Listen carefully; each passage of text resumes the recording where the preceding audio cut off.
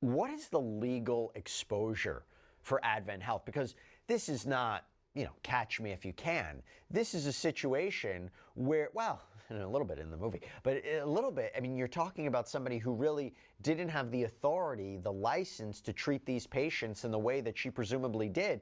Do they go back and look at the cases of every one of these people she treated, and if God forbid something happened to them, can Advent Health now be on the hook because of what this person may or may not have done? I mean, yes, and these are just allegations at this point, but just taking it as true, you have to wonder what the ripple effects are.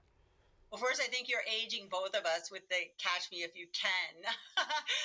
But yes, Advent Health does have exposure. They have an obligation to make sure that like I said before, their professionals are appropriately licensed and credentialed. So you also have the issue with there's potentially an issue with billing. I'm assuming that they have billed what's called government entitlements, such as Medicare and Medicaid, and they've gotten paid for these services that were fraudulently billed, in essence, because this particular provider wasn't appropriately licensed. So they have that issue, along with potential if she, and we don't know yet, if she created or caused any physical harm to these patients.